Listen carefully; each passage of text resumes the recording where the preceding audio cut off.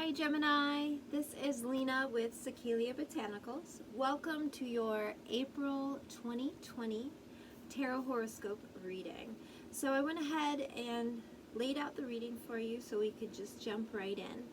For this month, I did pick two cards to represent our overarching theme, okay?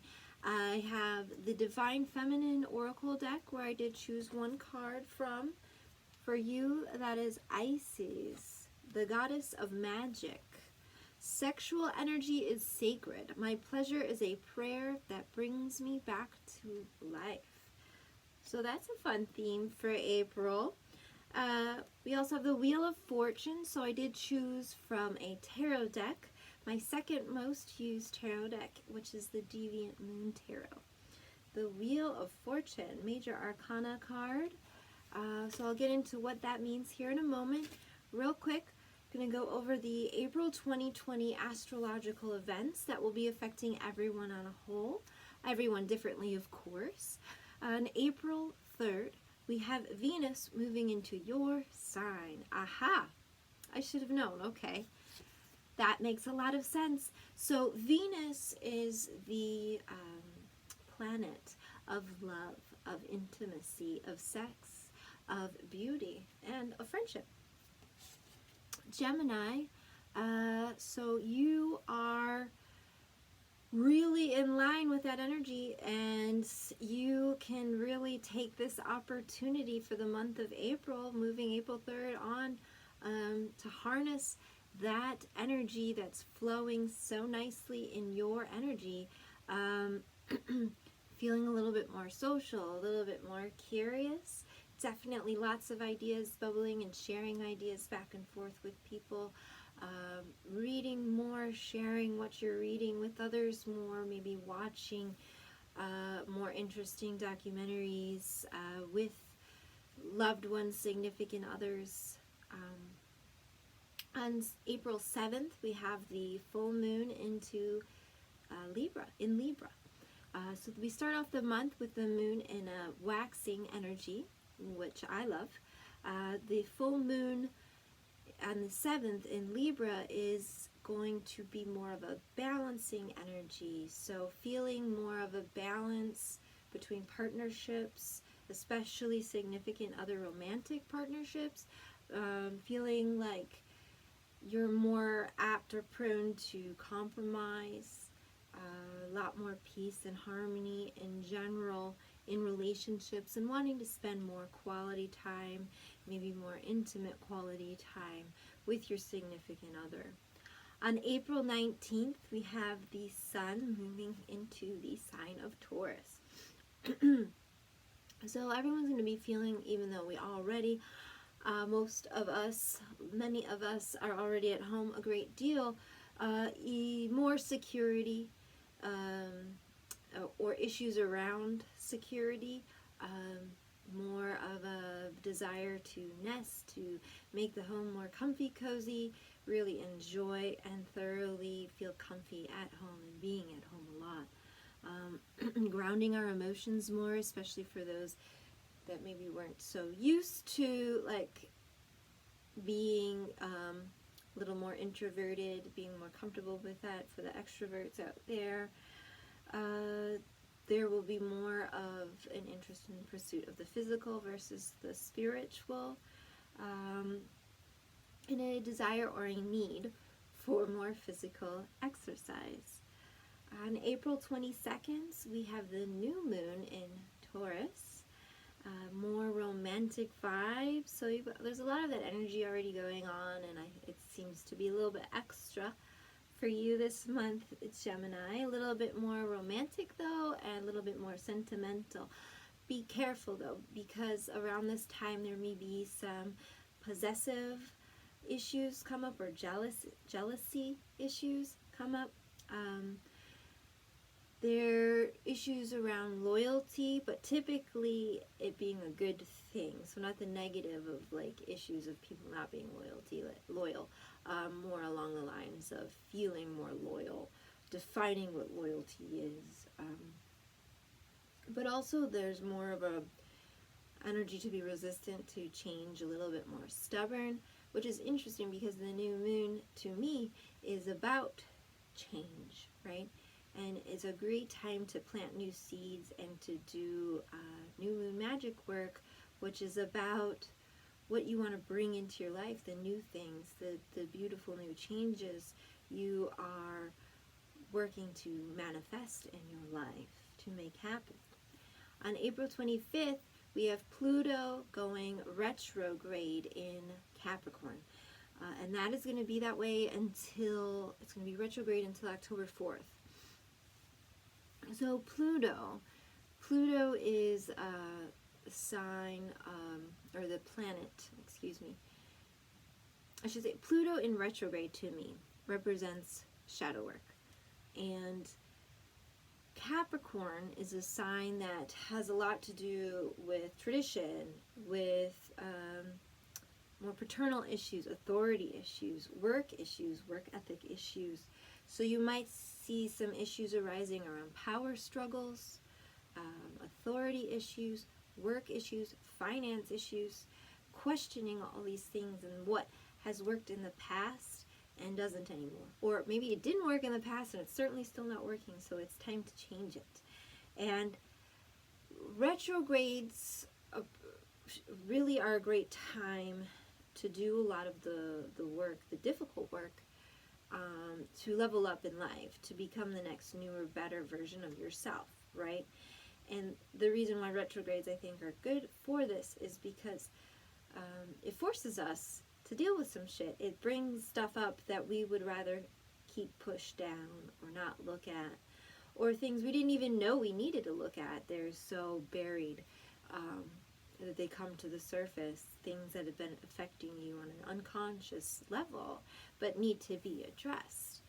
And like I said, these issues are going to, they could be a number of things depending on, where Pluto is in your house. But being that it is going to be in the sign of Capricorn for a lot of us, and it makes sense, right, for what's going on right now, are going to be really assessing how we think about money, make money, save money, spend money, even how we think about and relate to and communicate with authority figures. Maybe we've changed our minds about what is good, what we need. But also, it's a good time to work with your intuition. So you'll be getting a lot of insights. And if you're paying attention, you can really learn to develop this language, this communication with your intuition and the spirit world and your spirit guides that can serve you from now on out. And Pluto in retrograde, I mean, this is such a good time to do all of this work. Shadow work can be difficult, yes, and it can be a scary, for those that avoid it and resist it, especially a scary thought to think about. Oh my God, I got to do this and deal with this. And so I will say that a lot of the things that are going on right now, the ramifications or the work, the reassessing, the reprogramming, the redoing, the rebuilding, is going to continue on until at least October 4th, where we start to see things pushing forward again. So just a little bit of a heads up. That doesn't mean that everything's paused. Please don't take it at a standstill until then. It's just certain aspects of how we're reevaluating are going to continue in that way until then. On April 27th, we have Mercury moving into Taurus. So as an air sign Gemini, I'm also an air sign. This might be a little bit more difficult for us as our thoughts, it can affect your thoughts. It can slow you down, which can be a good thing as we think really fast, right? We have a lot of thoughts, but also communicating those thoughts or people communicating their thoughts back to us slowed down can be frustrating and irritating. So just remember, it's not you, it's not them, it's energies going on, that everyone's slowing down and really getting down to thinking about what's practical and having practical discussions. Discussions are going to be way, way more about the practical than they were even before the 27th, moving forward, April 27th. Things will be slow to progress and definitely very slow to start. And that is just how it is right now, and it's necessary, and it's good. So if you see that in yourself, or if you're frustrated with, you're banging your head, trying to come up with some new ideas, and it's not writer's block, it's not a creative block, it's everything is slowing down in that regard right now, and that's April 27th. All right, so to your reading, back to your theme real quick here. So we had Isis, the goddess of magic, with sacred sexual energy, and the Wheel of Fortune. So the Wheel of Fortune is things changing, and in a significant way, and usually, not always, but usually in a very positive and beneficial way. And looking at your layout on your cards here, I would say it's very good. I think that there's going to be some significant changes in the coming months for you that are actually more in line with what you've always wanted, or some long-term goals for yourself, maybe some things that you've set aside and so that'll be nice, one day, get around to it. There are some things that are being accelerated right now that are manifesting at the very end of the month onward, and that has to do with, I think, an interesting thing for you might, to spark your curiosity. You have some downtimes, you like to read. I know you do. You like to research and learn new things. Look into learning more about sex magic and manifestation with sexual energy. That can be a tool for you this month, that can accelerate your biggest dreams. Maybe that is the tool that you need to get this wheel moving. You also may be looking into Kundalini yoga, and activating the Kundalini energy of the body. I was saying dance, expressive dance, dancing a lot, singing, but especially physical movement of the body and an expression of joy and radiance. Where you stand right now. In this deck, so this is the Death card, I see it more as a rebirth card. This is a phoenix, right? Some aspect, like most of us, in your life has stopped. And you are in this process of rebirth. And I think it's more than just the work stuff, the money stuff, the day-to-day. There's literally internal transformation going on with you right now. A total rebirth is how I see it. What is in your past, the Hierophant. So I see you have gathered your own wisdom through life experience, but also through elders. You've taken this with you into the new you, right? What is crossing you, though, is temperance. I think you're having issues with patience, and you're also having issues with balance. You're not balancing all avenues of your life. So take a look at what is out of whack right now. What is preventing you from moving forward? Because I see this as there's an area of your life you are choosing not to address, or some aspect of your emotions that you are repressing. You're gonna have to deal with that, definitely by the end of the month. And there is a choice I see coming up that you're gonna have to make, and you really don't have. That's unavoidable. So find the joy. Do have the joy. Do dance. Enjoy sexual fun energy in the way that you desire. What is at the top of your mind is Ten of Pentacles. This is, the happy family life. This is the having it all, the house of your own, everything that you have been dreaming of, that you've been not asking for fully on some level. You're thinking about this a lot. And it could be that you have it and you're worried about losing it, definitely. Or how to, maybe you're suddenly realizing, I'm getting like, that it isn't the lies that you tell yourself it is. There's something that you are not fulfilled. There's some aspect of this perfect family life, having it all, that you either are lying to yourself about either that you have it, and you don't really have it, or that you want it, but you tell yourself you don't really want it. That's what I see predominantly for most of you. In your near future, Four of Pentacles. So you are going to have to become a super saver for a little while, for sure. You're gonna be feeling a little bit like coveting, maybe very possessive about someone or something in a possibly not healthy manner. So watch out for that. However, if it's you just being cautious about your finances, I think that's wise.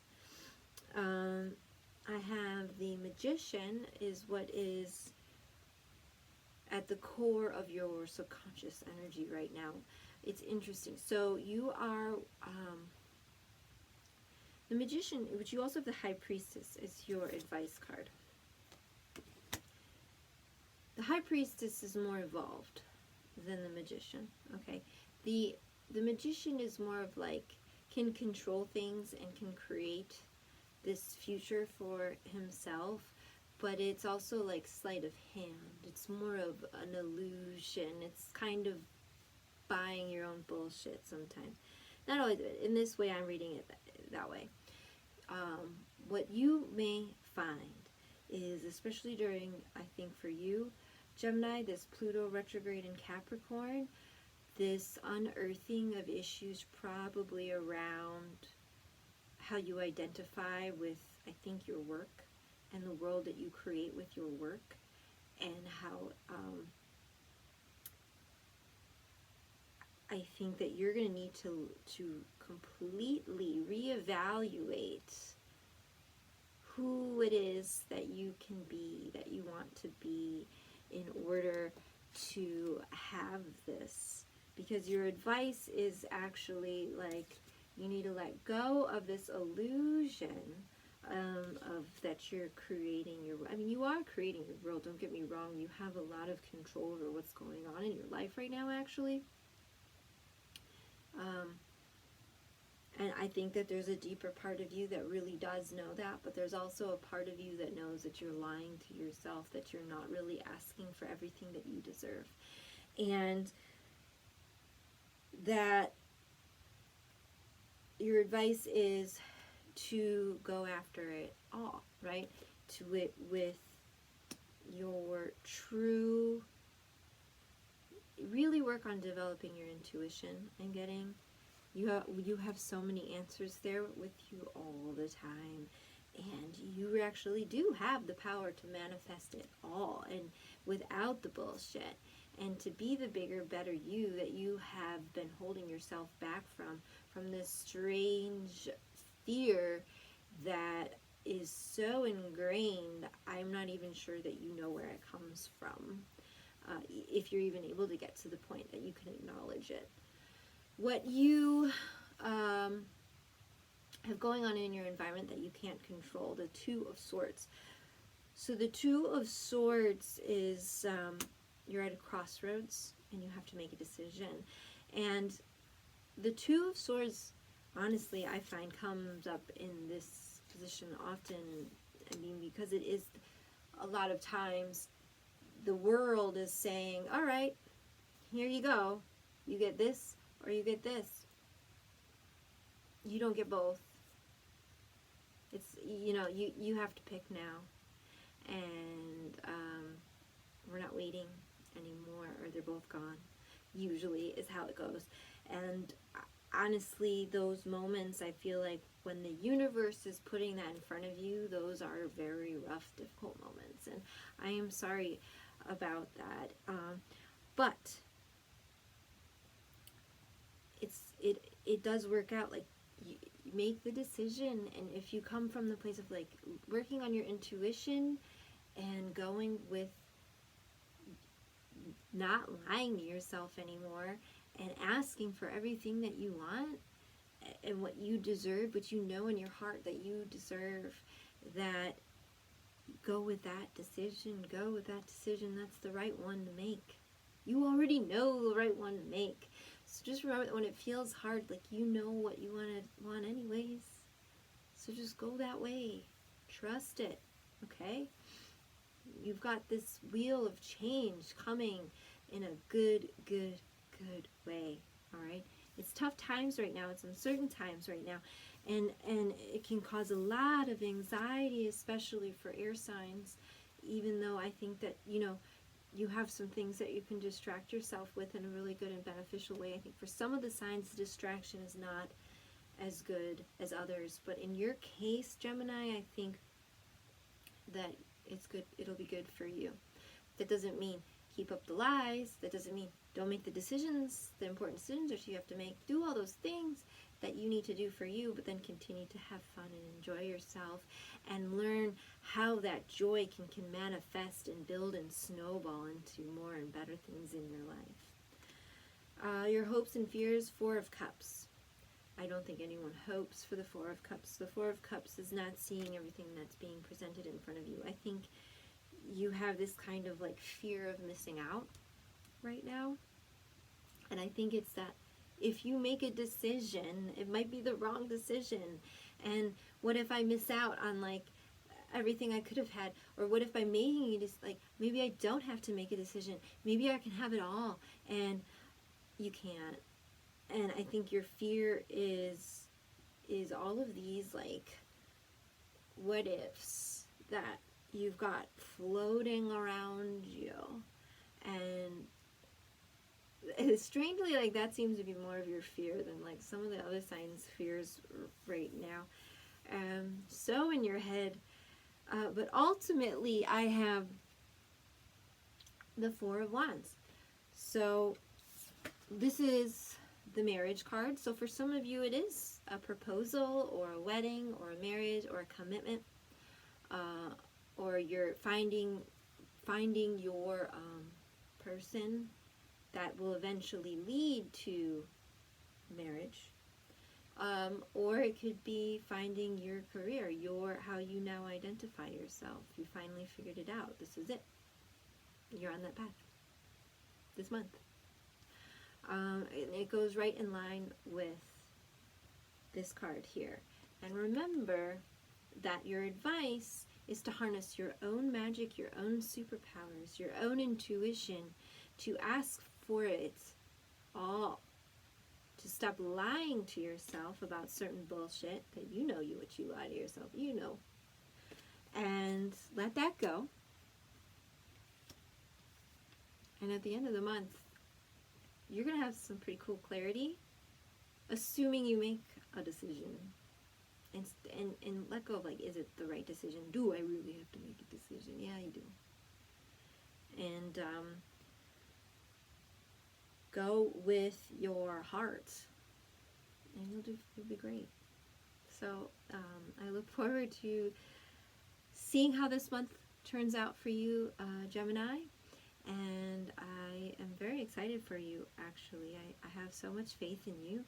You are a strong and wonderful bunch. And I think that this is the beginning of some really great things, new things, big new things. So I look forward to reading for you next month, too. What happens in May?